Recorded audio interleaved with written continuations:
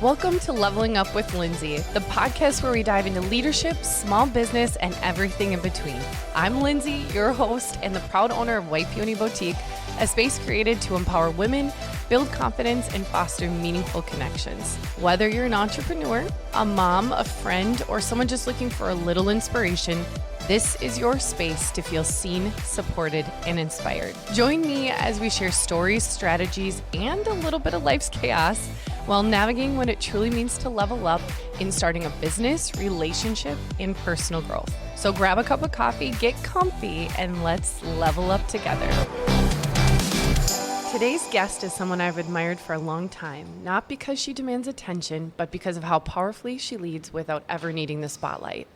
Dani Prosky is a kind of woman whose presence makes you feel steadier, whose words make you think deeper, and whose leadership, though quiet, is absolutely undeniable. With a doctorate experiencing teaching at 3 different colleges and years of leading at the highest level within CentraCare, Dani's career is one marked by excellence, humility, and service. But what many don't see is the strength behind the scenes. She's been consulting, coaching, and guiding others quietly for years. And now she's stepping into a brand new chapter. After recently making the courageous decision to leave her leadership role, Dani is taking a leap of faith into what's next. One that's rooted not in certainty, but in calling. In this episode, we're talking about quiet leadership, the power of customizing your leadership style, connection, the messy middle, and the courage it takes to move forward when the path is still unfolding. Dani is a naturally gifted leader, not just because of what she's accomplished, but because of who she is. I'm so honored to share this conversation with you and to finally put the spotlight on a woman who's been elevating others behind the scenes for far too long. Let's dive in. You are so kind, Lindsay. And I think, too, we were talking a little bit about how we've been connected for so many years. I'm like, how has it been that long? It's been a long time. So Dani and I actually met at the Women of Influence Summit. So White Peony Boutique did a runway, and you were a speaker. Yep. What was your topic again? So I've always talked about that you can be the maker of your own magic. And I did talk about the messy middle and what that looks like. So this has come full circle, and it's something that just is embedded and kind of filtered into my daily life and my practice. So I love excited. that. Dani and I, about a week and a half ago, was it longer? I'm not sure. Days go by so fast. But we met for coffee, and I think we were there for 2 hours. Or longer. I know. When I got in the car and I looked at my phone, I was like, wow. Yes. We could talk about business and leadership and connecting with people and education, honestly, for a really, really long time. So you're a natural leader, obviously, a very strong leader. I think we talked a little bit when we had coffee about this being something that I think we were both kind of born naturally with. Tell me about your earliest stages of leadership. You as a little girl, did you carry those qualities then? And tell me about little leader Dani. Well, if you can imagine just a little girl with fiery curly red hair running around, right? Telling people what to do, more so advising rather than bossing, right? I was the bossy little girl, my mom always said. Yeah, but also just the quiet style of leadership, right? The essential qualities to listen and observe, but also provide some of that constructive feedback. I was very good at that when I was Can younger. you imagine, little 5-year-old, I'm going to give you some constructive feedback. Yes. Whether it was taken good or bad, that could be, up for discussion. But yeah, I think, part of that, and these were qualities that I think in my younger years I didn't even see, right? So, listening, empathy, a lot of those compassionate components when we think about connecting with people. But really, I was a multi-sport athlete, I was in school, always yearning for excellence, not necessarily perfection, right? In sports, I was a captain for multiple years, and that transcended into my college years. I had so much fun and really still stay connected with many of those people still today. But what I think about is even the wonderful coaches and leaders that I had and how they made an impact on me. Man, our stories are very similar in that regard. When I'm listening to, my mom always jokes about being the bossy little one because she had a daycare, and I would, wrangle all of her children, and we would sing songs together and put on plays together, and I was coordinating everything. And then also with sports, I think you learn so much. And there are coaches that I've had that really stuck with me. Yep. And then as my career has moved on in different ways, or my journey in life, there has been different managers that will forever be indebted in my heart, and just people who led differently. Yes. And I think when you have that experience and you're mindful of it, it's something that's in your blood, because I think it is for you and I. You look at things a little bit differently, and you don't take for granted some of that, or learn to not take for granted, right? I learned so much about you while we're sitting there, so much more about you, which is so awesome.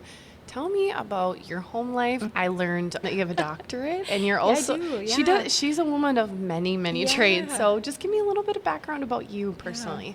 Yeah. Well, I am a wife, a mom, a friend, a colleague, a leader, and I've had so many wonderful privileges to lead in many spaces. And I think part of that natural progression or that natural leadership is really also being a high performer, right? And, you know, when you strive for excellence, you're not necessarily doing it for someone else or the show. A byproduct of that is really just getting to do the things you love, right? And so I packed my car, and I was the first in my family to go off to college and seek higher education, just knowing that I wanted something a little bit different. And in that space, right, I got involved, and I, you know, started to build connection and community. But then out of that, I was still leading and influencing, and that was really what was bringing me the most joy. I was recruited out of college for my first job, and I just built wonderful connections. And for that, I'm so grateful. And I just kind of kept going, right? So I never really took a break. I did my master's while I was working full time, and I was, you know, coaching dance and teaching fitness classes, and then I did my doctorate. I just never, you know, really never took a break. slowed down once. Yeah, but it makes me kind of tired hearing that. I know, right? Yeah, but in that is kind of the messy middle, right? Because it does start to bubble up in those times of challenge, those times of, you know, you don't see the lower part of the iceberg, right? Yes. But also so grateful for the opportunities. My doctorate is actually in epidemiology, which is the study of chronic and infectious diseases. Oh, wow. And so I have worked in the health field for the last 17 years, going on 18 years. You know, I think as you talk about just showing up and the quiet leadership, I also reflect it back to like the evidence-based practice of consistency. And it's like the magic happens in those small pieces of showing up and doing the things that you love, because the byproduct of that is getting to do so many things. Mic drop right there.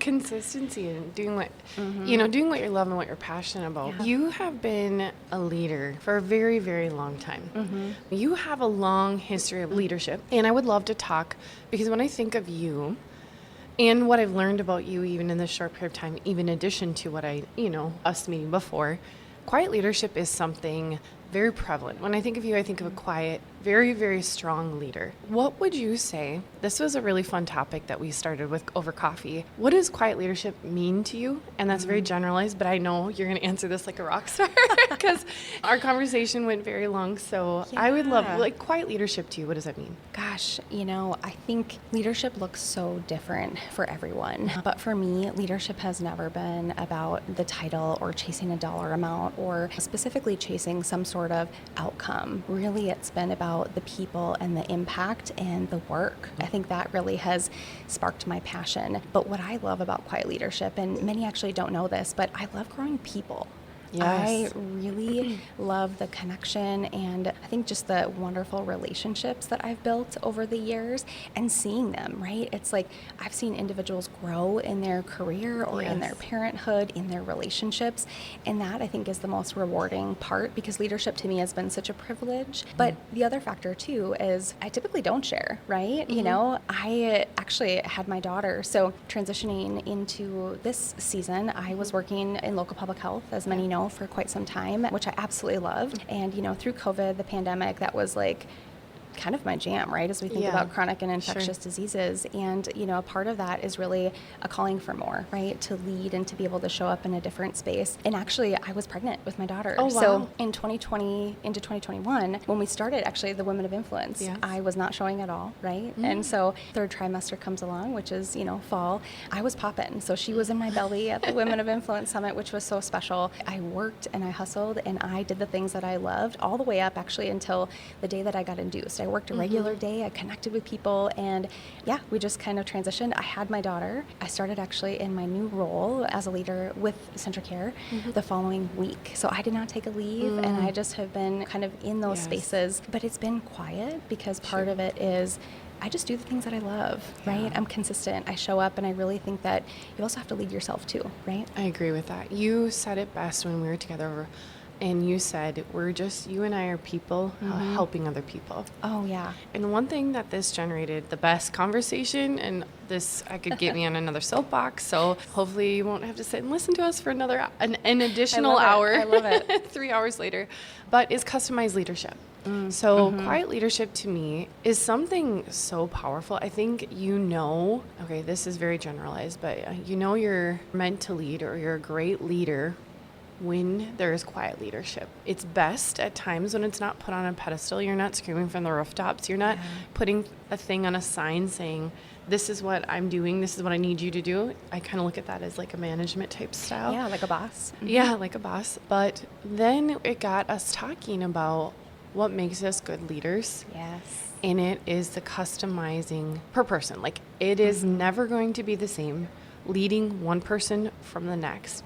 And I think the secret sauce, and you can kind of dive into this a little bit, is really diving into the individual you're leading. Yeah. So customizing, no one person is going to probably need the same thing. What motivates everybody is a little bit different. True. What fuels the passion behind what you do, everything is going to be a little bit different depending on the individual. And what's so powerful is when you can quietly kind of take a step back and invest in that in person. Yeah. And when I say person, Dani has led many, many people, a large team. And I have as well, not as big, but I mean, a good amount of people. And when you become a really great leader, I think it's when you take that large group number out of it and you invest in individually. Oh, so true. I could not agree more. And I think that's spot on. Everyone's rise to success through resiliency looks so different. And what I've realized over the years is I get so much out of asking the right questions, whether it's to other leaders that are looking to grow their own leadership, individuals that I'm working with, individuals on my team. And from that, it really pushes them into a different space of accountability. Right? Yes. Thinking and identifying what that looks like.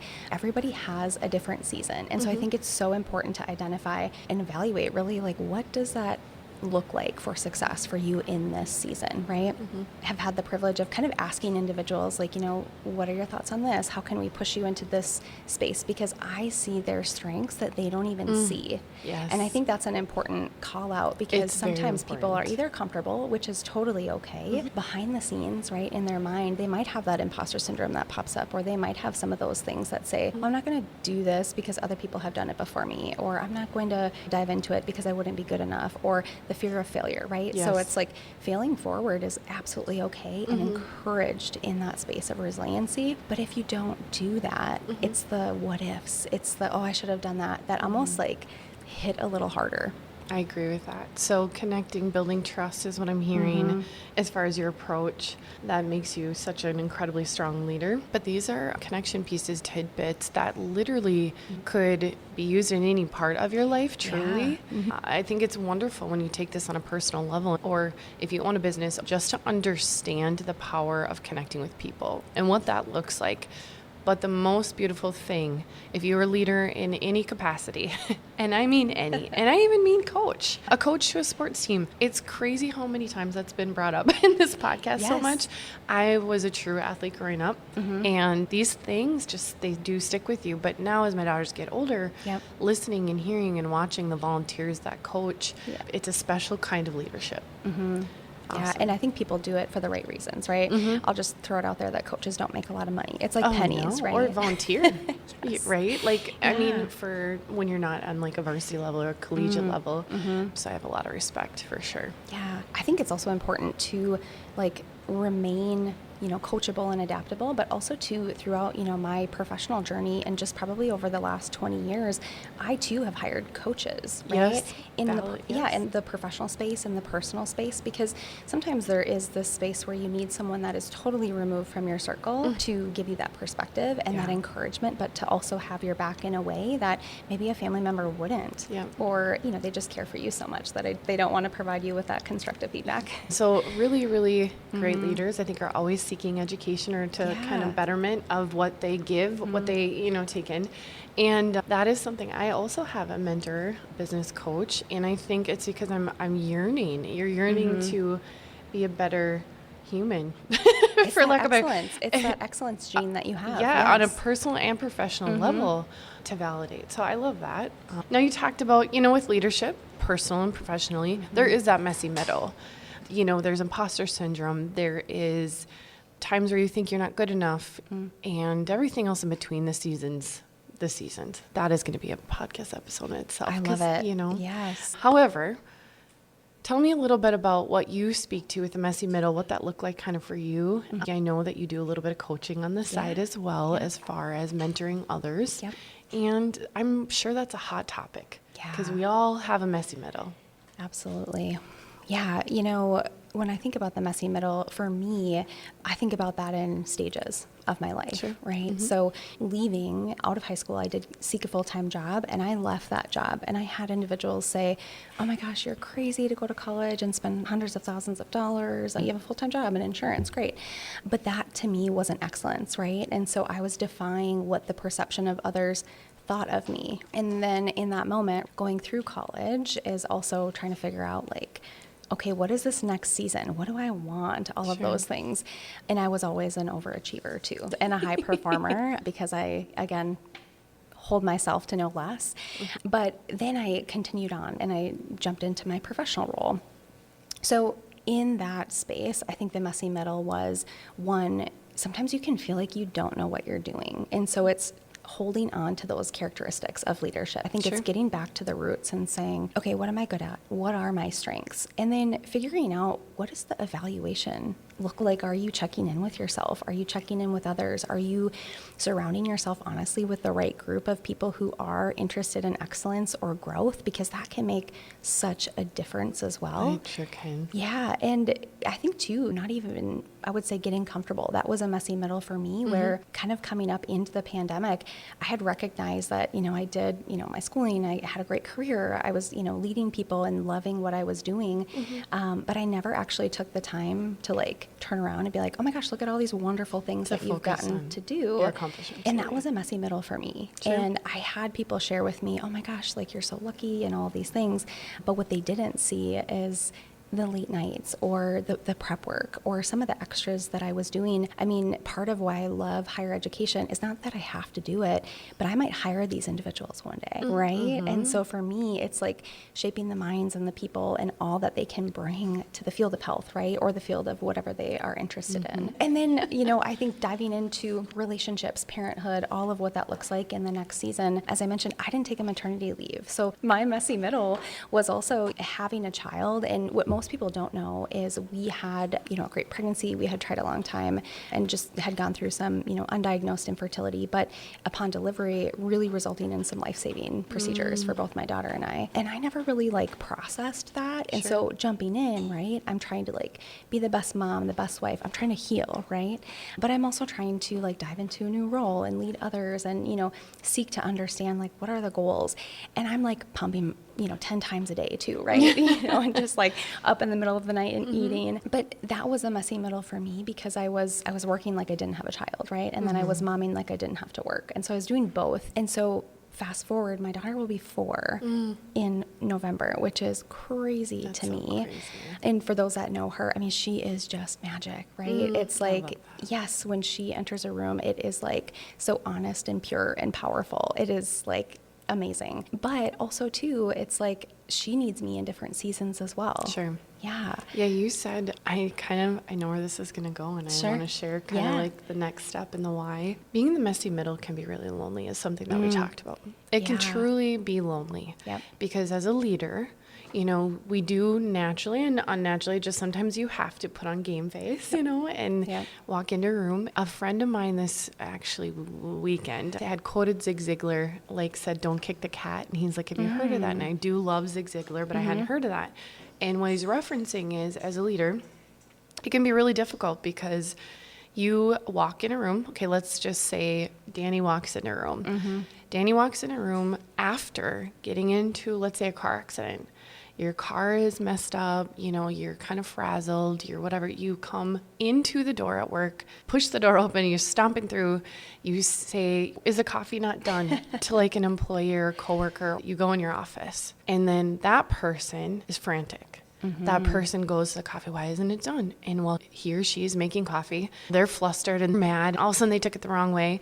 And then they're like, I don't have paper in the printer. Or, like what Yes. I'm making coffee, but I need to go print this. And then will you print this for me to the next person in the break room? And then that person goes off, goes to the printer.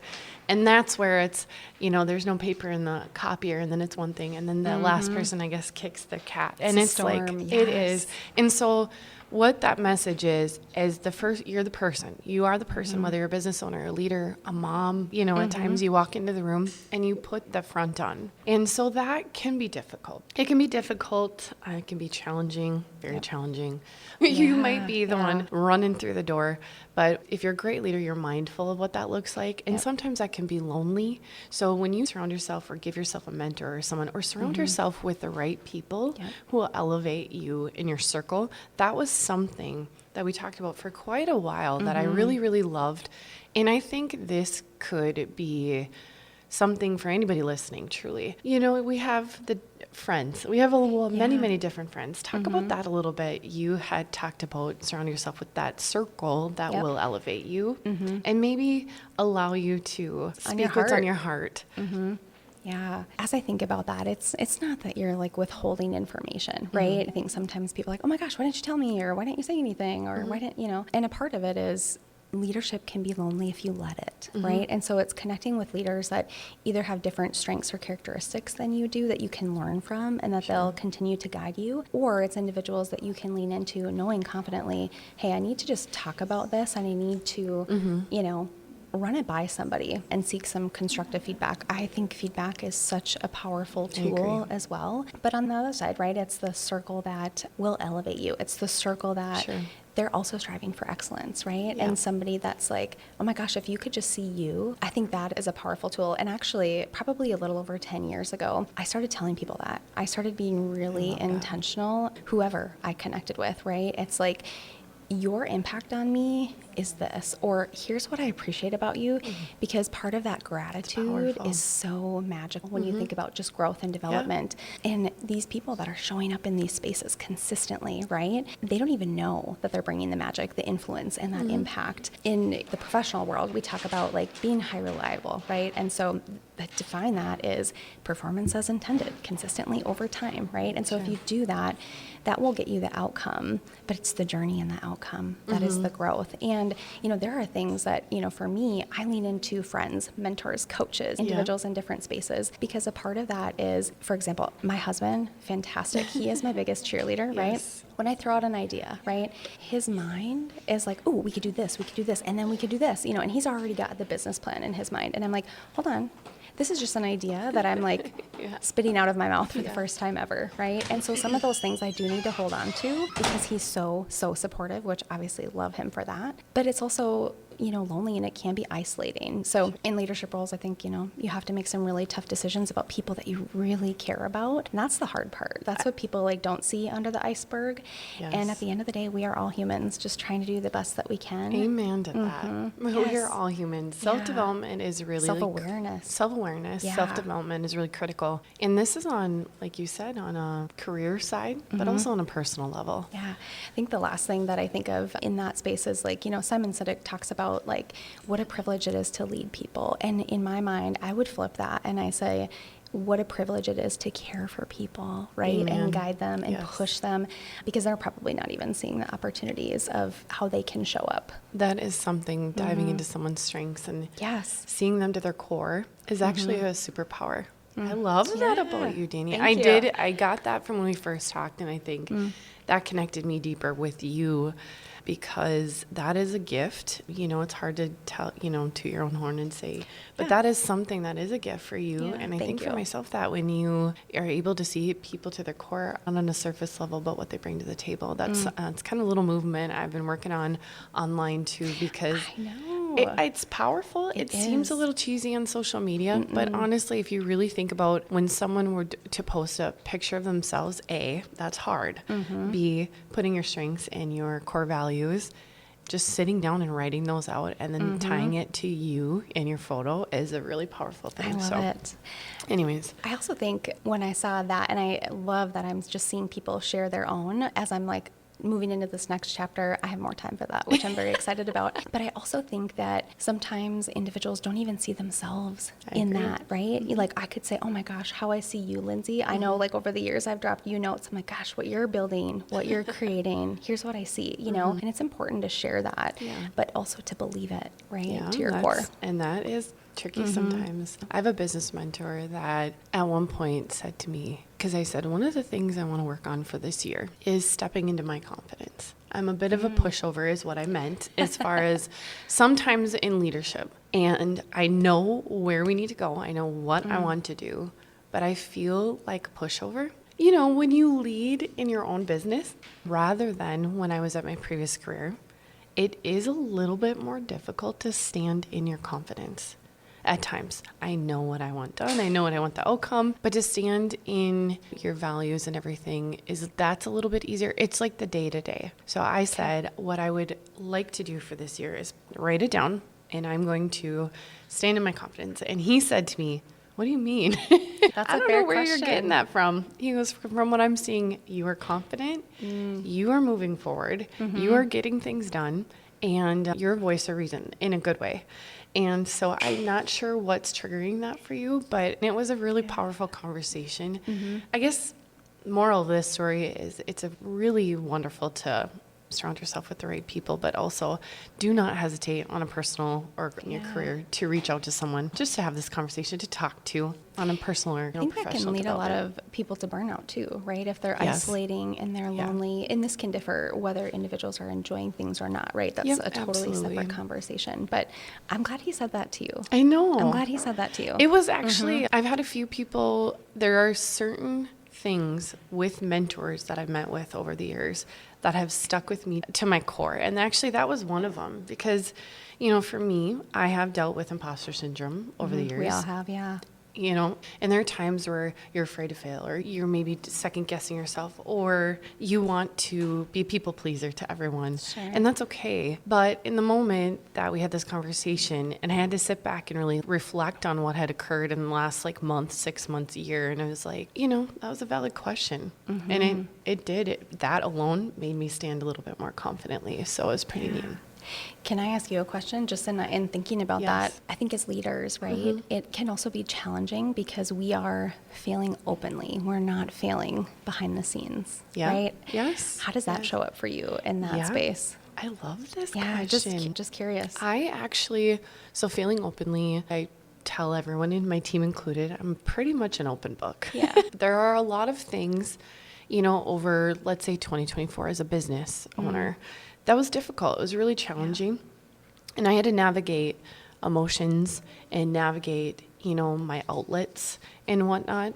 But I'm an open book to just speak the truth. Yeah. I'm not here to sugarcoat if I don't need to. If you want me to tell you, you know, I remember someone saying, how's business? Oh my gosh, you guys are doing so good. And it was so hard for me. I have nothing to complain about as far as my staff, the people, our customers are incredible.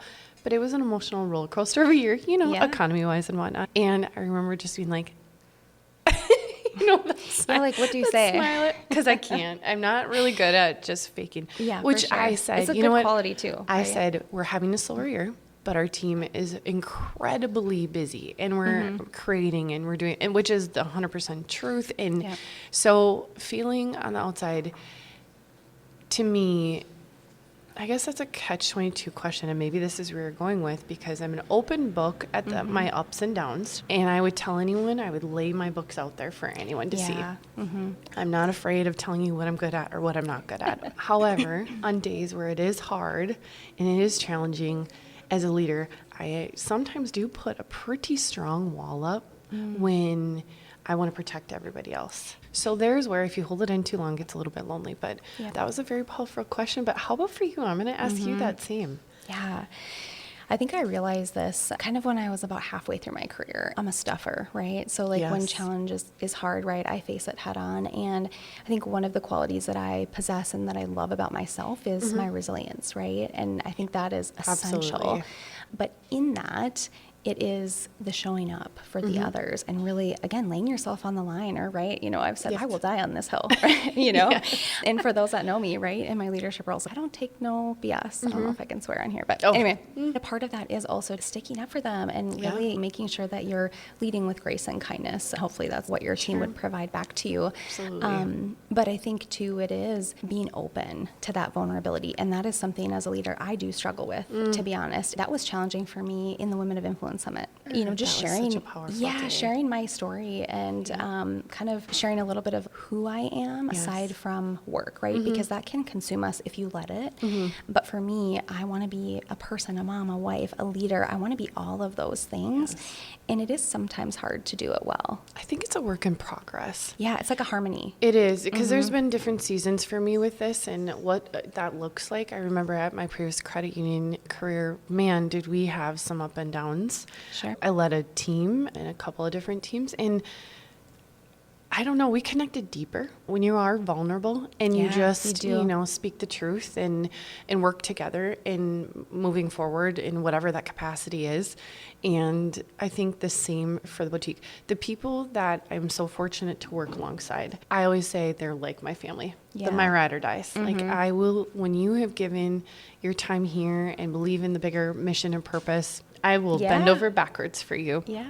There are still the day-to-day. There's still, the keeping the lights on. There's still the tasks, the late That's nights. your messy middle right Yeah, there. the messy middle when we have events and we're running a million miles an hour. So I believe that from the beginning, they've been invested in the real. I think 2024 took a little bit for me to kind of get vulnerable and really come to terms with like how to handle that on a personal level, owning my own business type thing. That was different, very different. So I say that's a different season. So I'm super grateful for this team. I'm grateful for my outlets. I'm grateful for my mentor.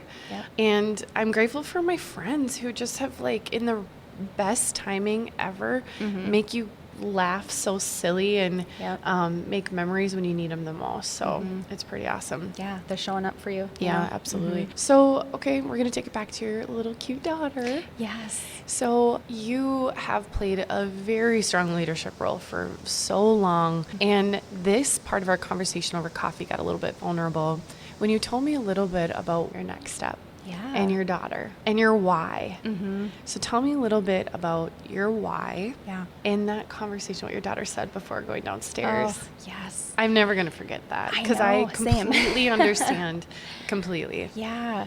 So what I said too about like kids also need you differently in different seasons. Absolutely. And, I didn't take a maternity leave. I was hustling. And I think the hard part is really loving and liking what you do, right? It makes it harder to step away because you want to continue leading and striving for that excellence. But as a business, right, there will always be an ROI, a bottom line, right, that you're striving for. And you can always be better. But in that moment, my messy middle as I've transitioned over the last, 4 years is I, put in the time on weekends, late nights, working 7 days a week. And I don't regret it. Yeah. But I think a part of that is having the flexibility and adjusting to be at everything, which I have absolutely loved. So I have not felt like I've missed out at all. That's incredible. But also not being able to lead myself first, right? So whether in our household, we talk about not necessarily self-esteem, but we talk about health-esteem. So like, how do you feel? Okay. How do you feel? Like, love that. Yeah. Are you taking care of yourself? Are you feeling well? Love that. And that's really important as you grow young minds and young people. Addison, certainly at a younger age, she doesn't see how much I'm working, right? Yeah. And even in her younger spaces, she's come to the classroom with me when I was in person more often if she was sick or something like that. And she's been coming to board meetings with me since she's been 4 months old. That's crazy. Yes. And she comes to work with me before I drop her off at school sometimes. For me, it's the harmony, right? I wouldn't necessarily call it balance, but she loves that. And I'm showing her how I want to show up, how I want to do things, and influencing her in such a way. Fast forward, as she gets older and more outspoken, and she is totally a leader as well, she was on a break, and my in-laws, love them, certainly help us out. I was working from home a portion of the day, and I came up to get a cup of coffee in my 2 minutes, right? Because I'm deciding, I'm like, okay, do I have to go to the bathroom, or do I grab another cup of coffee? Before you're on the next Zoom call. Yes. And I will just remember her so vividly being like, Mom, are you done? And I'm like, nope, I just have a couple more meetings. And by that, I mean 5, right? As we think about stacked.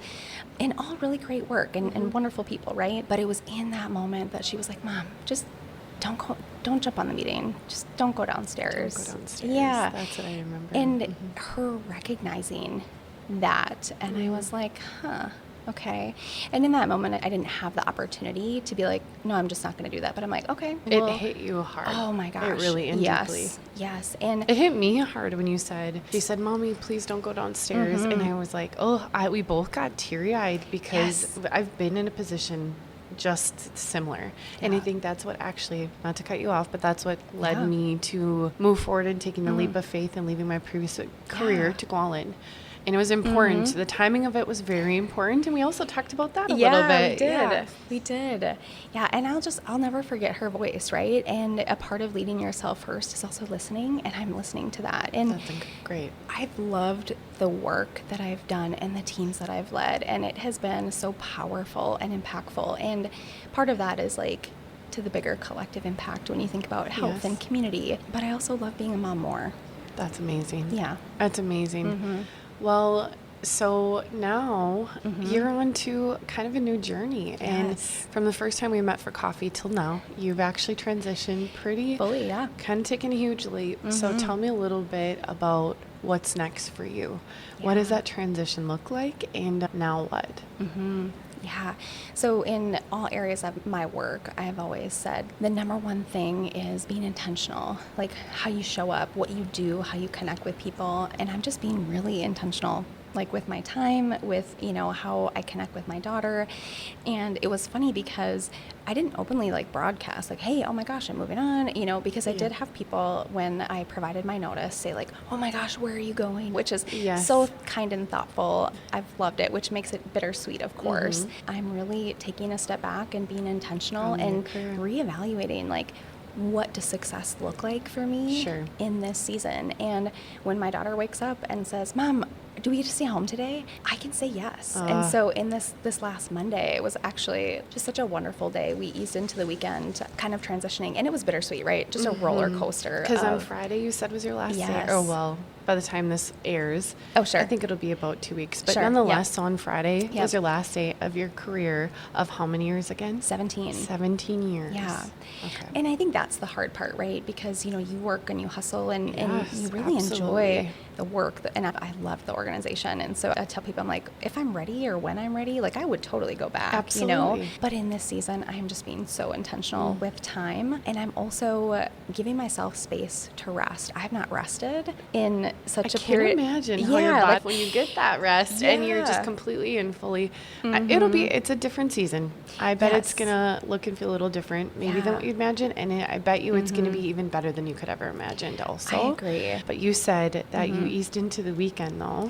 Yes. And then you said on Monday you had a really incredible day with your daughter. Yeah, we just woke up and we were just able to be. And so for high achievers and high performers, right, it's always one thing to the next, right? So it's bringing her to work with me or, taking a call beforehand or again, adjusting. And it's I don't want that for her. I want to take it at her pace, right? And so just leaning in and listening in. We have had such an incredible week or in this time frame with the transition. And so slowing things down. We're actually working on a couple of projects, which have just been really fun, leaning into doing other things. Yes, good. Just before she, goes back to school in the fall, which seems crazy. It does. But yeah, and a part of it is also leaning into the unknowing, which I really love. There have been some things on my heart and just really things that I've been wanting to work on over the years, but I've really been leaning into other things, right, and other people, which have, certainly served me.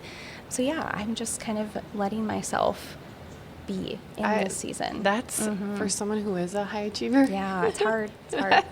That is incredibly hard. This is actually probably even for your you know, if coaching is still something that you'll do on the side or in your future as a leader and now as leader, you know, but this is going to like elevate your entire leadership with this moment right here. To give back to others, to get out of that messy middle, I think. And I think too, partly is having the courage and being brave enough to actually act on that. You know, on that day when Edison was like, "Oh, Mom, just don't get on the meeting. Don't go downstairs." That was so hard for me. And I'm like, okay, I'm listening, I'm done. But also wanting my teams, obviously, to be very successful in this transition. The other thing is like, as I think about what is next, I'll still connect with the same people. I told people, I'm not dying. I'm not moving away. I'm still here. And certainly for those areas that bring you so much joy, you do still naturally stay connected. You want to be connected. Exactly. Absolutely. Yeah. I love that. Okay, so let's kind of wrap it up with a couple of general questions that you would give to someone else. What would you say to someone who is successful on paper, maybe a higher achiever, but quietly craving change? Yes. Such a good one. I probably would ask the question of what if right now is bringing you joy, is bringing you or filling you with gratitude. So what are you doing now? Because it's likely that that person has gotten to a stage for some reason or another, right? Yes. Yep. Secondarily to that, what has changed since? So if you're imagining this, right, it's like you can look at the same image and different people will have different interpretations of that. But I think in different seasons, you look at one image, fast forward, you look at the same image, the image hasn't changed, you have, right? And so you just look at it so differently and just pushing that reevaluation, you know, asking your questions.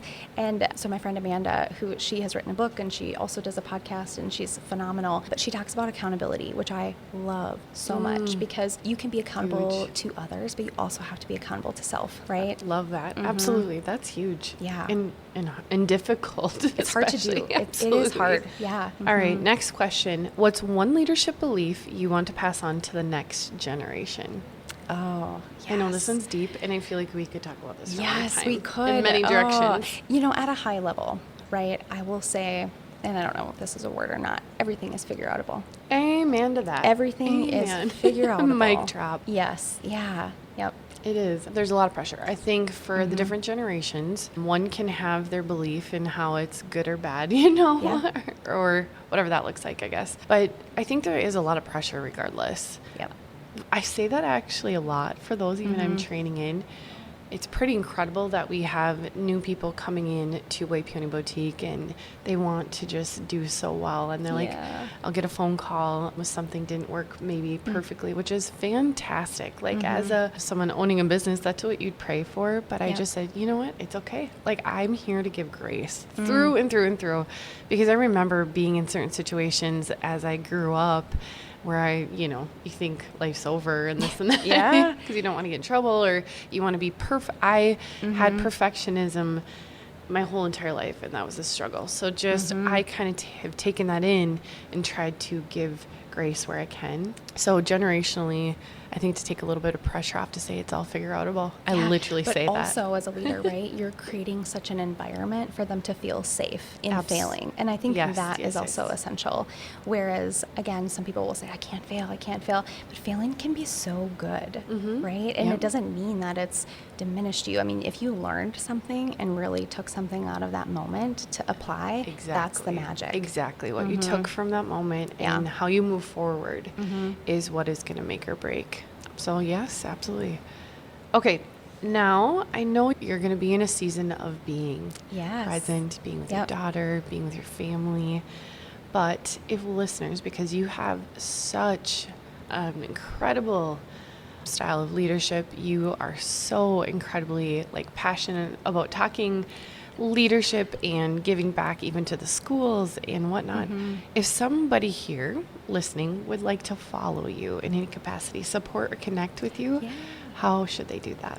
Yeah, I would say probably Instagram is easiest, right? Instagram, I mean, for those, most people are connected with me in some way, right? So it's either, phone number or email, but I am definitely going to stay connected too. I have a couple of passion projects that I'll be sharing along the way. I will be waiting in the Yes, and leaning in, right? Because it's really leaning into those people that are in your circle to say, hey, here's this piece of you or yourself, and that is so important. So that's really what I'll be doing and taking it more in short spurts, because the seasonality will change, but I'm just going to enjoy it, honestly. Oh, that is so good. Well, Dani, thank you for showing us that leadership doesn't have to be loud to be impactful. It just has to be true.